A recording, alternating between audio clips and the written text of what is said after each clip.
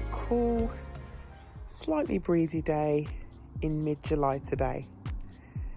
Now, I've been waiting for the perfect day to film my summer tour, but for anyone else who's been familiar with 2024's summer in the UK, you'll know that those perfect summer days have been few and far between this year. We've had quite a lot of rain, which a lot of the tropical plants do like, but because of the lack of heat, or at least consistent heat, there are some plants that haven't even bothered showing up in my garden. Others that have tried to grow but stayed pretty small. That said, when you've got lots of evergreens, which is something that I've focused on in this garden, the plants that are hardy and reliable all year round, there's always going to be something to look at. So I thought, why not film a summer tour and let's see how the plants are getting on this year. I think how I'll go about this one, I won't give each and every plant name. If there's something of interest where I don't give the name, feel free to put the timestamp in the comments and I can let you know what it is. Probably only comment on things of interest. So there's an example of the lack of heat that we've had. Colocasias are still relatively small. That's a marigold in there. It's coming up slowly, but not as quick as it would have done with some consistent heat. Some cannas there. There is my gunnera. Now, I've got a video on this elsewhere. I'll put a link in the top corner. I was worried about it being here because it's quite a shallow, narrow border, but it looks like it's growing in such a way that works for this space. I'm sure it will size up much bigger than that in due time, but right now it looks fine amongst the other plants around it. I mean, look at the contrast there with that roost tree. I love the leaves on that. Also got some flowering in the middle there. Beautiful. But that is an example of the contrast that I love in jungle gardens. The thin, sharp leaves of the roost there, and then the billowing leaves of the gunnera. You've got a purple heuchera underneath there as well, or heuchera. Again, just giving that pop of colour. I tend to grow various annuals in the summer on the patio. So you'll see a range there. I particularly like osteopernums. I've got some pink ones there, some purple there underneath my favourite Waggy Tracky. You can see various other annuals, lobelia, impatiens, and there's the hot lips there in the middle. A cheeky little acer tree next to that. My sago palm, which hasn't done a lot, I must say. Don't think I'll be getting a flush this year. I'll wait. What else have we got on the patio? Another colocasia there, blue Hawaii. Now, I recently watched Tiki Tropical's video on his war with slugs and snails, and I've had the same problem. They've just been eating through everything, and because everything's been growing so slow, the slugs have been able to get to plants before they've really got going. Salvia Armistad there, which hasn't flowered yet but has been decimated by slugs. So there's an example. Another here. This is Colocasia Black Coral. The leaves are absolutely tiny and they've been eaten on top of that. Now you may well see on top of my pots what looks like a strange brown matter on top of the soil. This is chicken manure, which has now been watered in really well. I've applied it to all of my pots, and guys, if we had smell-o-vision, you'd possibly be struggling because my garden is smelling pretty much like a farm, but it's good stuff. My husband doesn't seem to think so, but my plants will love it. My Phoenix Robillenii, love the fine leaves on that. And something I wanted to show you down here is this little beauty. That's a variegated Persicaria, Persicaria virginiana. So I'm just getting it started in a pot, and eventually that will go in the border. Oh, my arrow bamboo, one of my favourite bamboos, which this year has been attacked by aphids to my absolute dismay. Not only this one, but the others that I have in the garden as well. It seems that the aphids have just taken set on this one this year. Last year it was my cherry blossom. This year it's the arrow bamboo, or Pseudosassa japonica.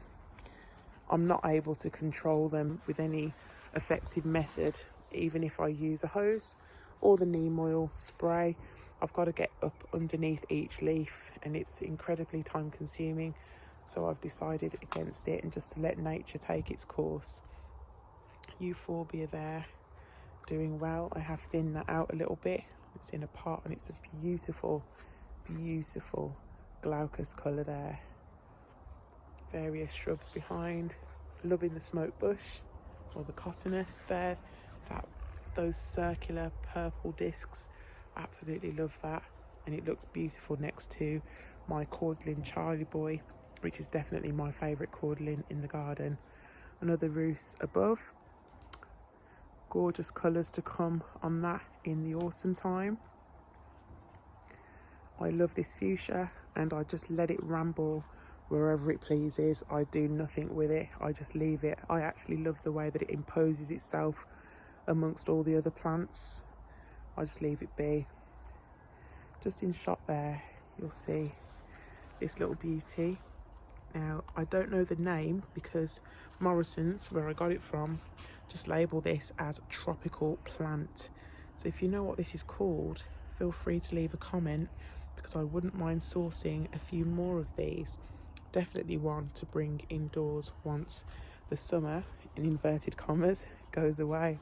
And that's my Mangave, which was also from Morrison's some years ago. I've now split that, and I got about 4 plants off it.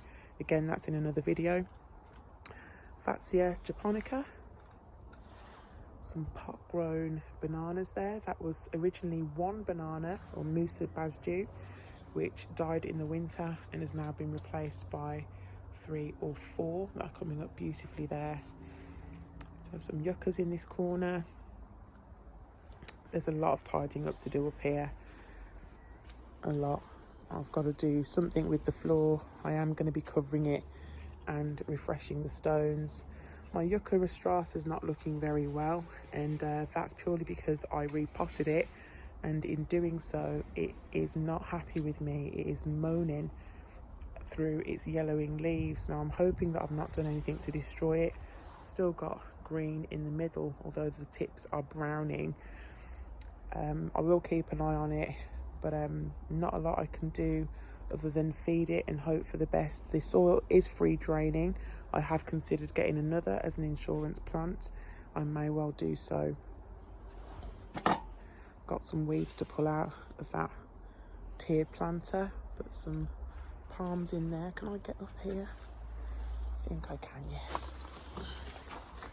So some weeds to take out of there, but we've got 2 palms, hybrid, trachy and princeps. And we've also got a Camarops in there as well. I can't remember the name of the seed that I planted in there. It'll come back to me, and if it doesn't, I'll get it on the screen. But this year, my pride and joy has been my Yucca gloriosa, that has this glorious flower spike on the top. It's just decked in these thick white flowers, and they've been there a while. I've enjoyed seeing that morph from the pink column it began as to that glorious white pillowy flower spike there. Vivax there growing in a pot. Forsythia shrub, Euonymus, that's a burning bush with a trachea in the middle. Lots going on here in terms of foliage. My Eucalyptus gunnii is behind the red robin there. A beautifully glossy Fatsia japonica there. If you note the differences between that one and the one I showed you before, this one's in the shade and was originally sold as a house plant, so possibly slightly different. It surely looks different, but it could indeed be the fact that it grows in different conditions to the pot grown one I just showed you. Some cornus along here which needs cutting back. Make our way to the border. The name of this plant escapes me just at the moment. I only had a little plug plant and it grows relentlessly. I've got to say, it's really funny. I'm going to plant something else in the middle there, but it's even growing out of the holes at the bottom of this 70-litre pot. It's really busy, and I love the size of the leaves. They are pretty big now. My other arrow bamboo, which is currently suffering from an aphid attack. Again, like the other one, I'm not going to be able to control it effectively, so I've decided to leave nature to take its course. The ladybirds will feast on them, I'm sure. What else? Trachea, some GMs, beautiful for pops of colour, and they flower all summer. What I believe to potentially be a dead Dicksonia antarctica. It was a small one last year and I did do a lot to protect it, but nothing has come back from it as yet. I can feel what feel like knuckles, however they don't come above the surface, and they feel quite hard, so I'm not sure if we've got anything viable there. Pink China, Tetrapanax rex, Osteopernums, some Colocasia. That's going to look beautiful next to this purple Linaria purpureum, I think that's called.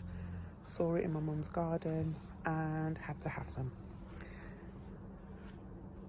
Euphorbia, Fatsia polycarpa. Lots going on here. Stuck a fern in the middle there. Persicaria, polyfern. There's the loquat, so it's doing quite well growing in the shade. It's doing all right there, with various Philostachys and Fargesia bamboo behind it. So it's getting really thick now, that area. Fatsia japonica, they're just unstoppable, aren't they? Red robin stretching up there, as is my conifer tree at the back. And what has to be one of my favourite plants in the garden, trees in the garden, my daddy Dicksonia tree fern, which has last year's leaves still hanging on beautifully.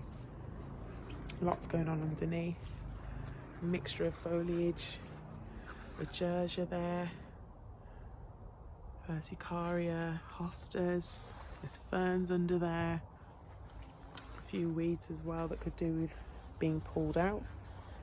Brunnera, the Scheffleret taiwaniana is just magnificent this year. It's really sizing up, it's pushing upwards, and eventually it's gonna come into contact with the Dicksonia antarctica, so I need to give that some thought. And it's very true that when we plant these as small plants, we don't always consider the size that they will be upon maturity. So right now it's okay, but eventually I think next year it may well come into competition with the fern leaves above it. Some miscanthus at the back, my cherry blossom, which I adore, especially in the springtime when it's encrusted with pink blossoms. There's a little white lava colocasia in there.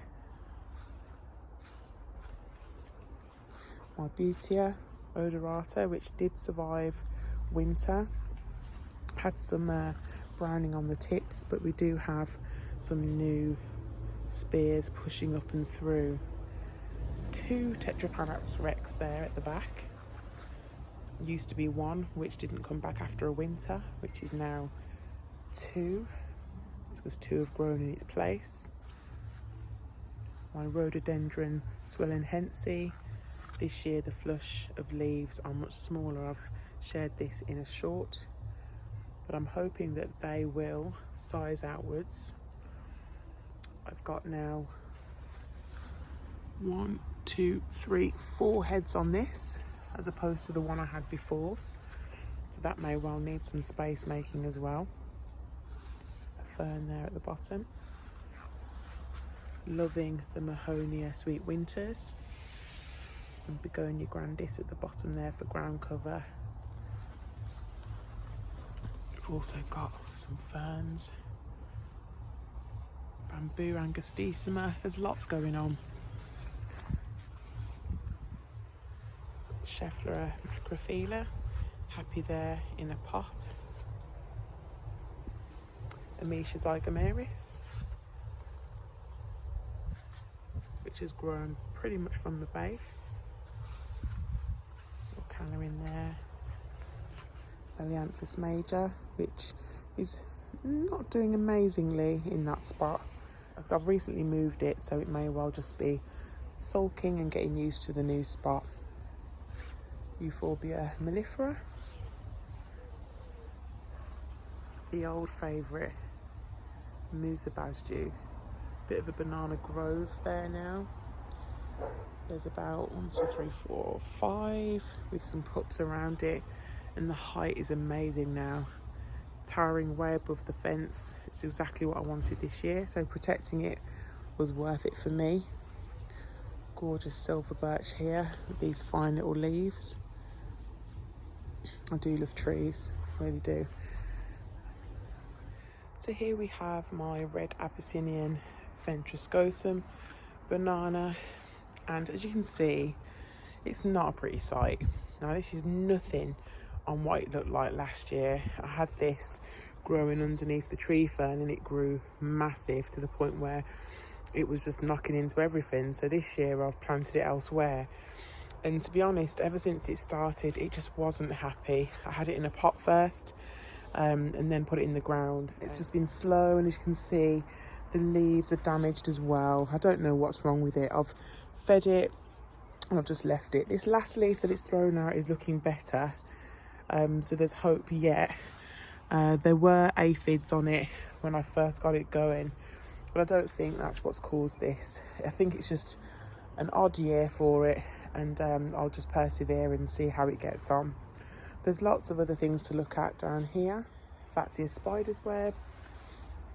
We've got a little Trachy Fortunii down there. I've popped some Fargesia bamboo at the back there to replace some climbing plants that I had. Some clematis that weren't looking that great. Oh, I do like this one. I can't remember the name, but I'll put it on the screen. It's a large Impatiens, and it's got like a coral coloured flower on it. Really nice. Another Tetrapanax here. Some pink china.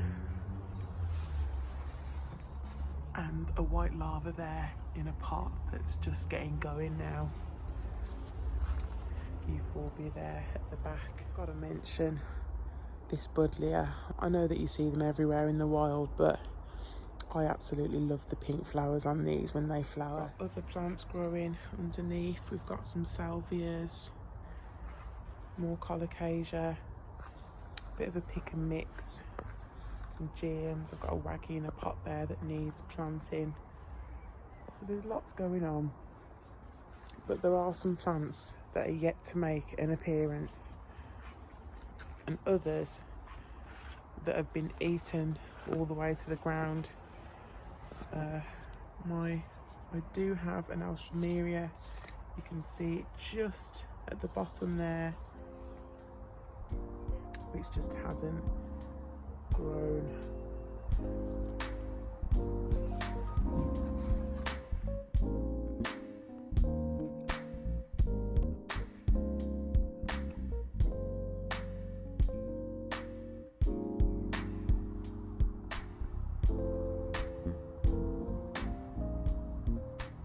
That's it for this one. That's how the garden's getting on in mid-July. Hopefully there'll be some sun on the way, and I'll be able to share more growth, more colour and more progress in my little tropical star garden in the West Midlands. Hope you're enjoying your gardens wherever you are.